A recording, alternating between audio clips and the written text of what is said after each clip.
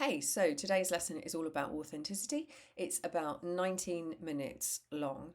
And what I do in the lesson is I really talk you through the the importance of living authentically. That it's not about, there's this idea of people, it's only like being able to live authentically is only for people who have the money and the resources to be safe and secure to be themselves. But that's not reality, and that's not a kind of human response. The need for authenticity is something which is a primal need and instinct in our DNA. Not being our most authentic selves is hugely detrimental to our mental and physical health. And there is so much growing evidence around the impact of not living authentically, like how damaging it is to people. And it's it's important because it's also kind of opening up this awareness around what that means for women, because we have such pressures placed on us around gender roles and expectations that can come from our jobs, they can come from our roles as mothers, as the people that tend to show up in our communities to take care of everyone.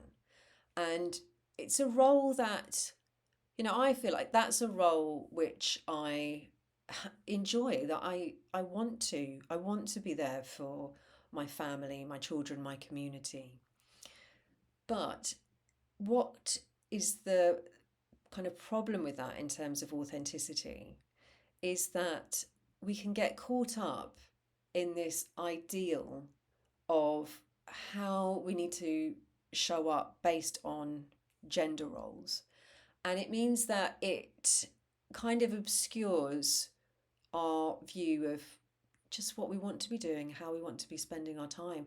It's created a culture where saying no comes with real kind of risks about how people will respond to that.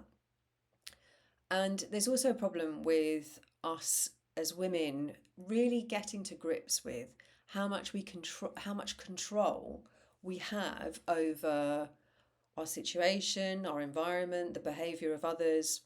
And we are conditioned from a really early age to believe that if we invest enough time and effort or money into being the person that society expects us to be, then we will we will achieve being able to help and support everybody. We'll be able to be successful. So we're already programmed with, or like fed this idea very early on, that if we just put in the effort, then we can take care of everything and be the best version of ourselves. Then it really kind of muddies the water around what we do have control over. And I'll go into this in more detail in the lesson. But, I will say that there is something about how there are certain relationships that we have. I'm thinking, primarily about children, where it's important for us to hold space and emotions for children because we are giving them like a safe space to build and set boundaries. And so there's kind of an area of give and take in that it's not necessarily I'm setting a boundary and you just have to accept it.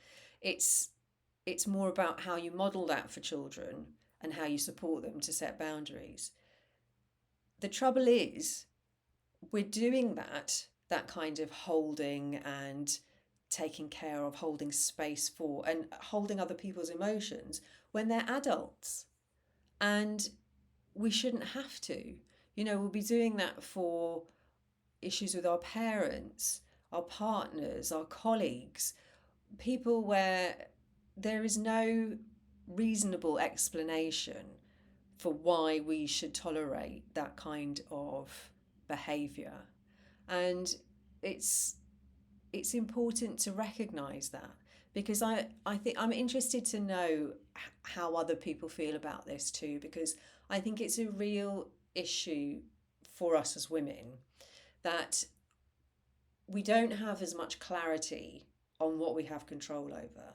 And we are also put in a position where we are made to feel responsible for other adults.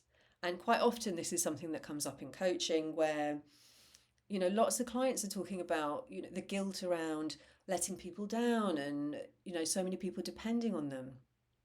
And, my reflection is that if that's not your children, can we really look at why you're doing that? And I get that, people are getting older, parents are getting older, there are responsibilities, but there are other people who can help.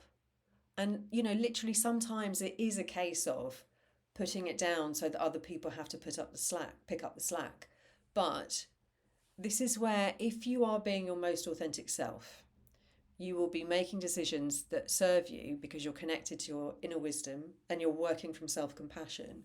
And so you can't get it wrong. You can't make a mistake.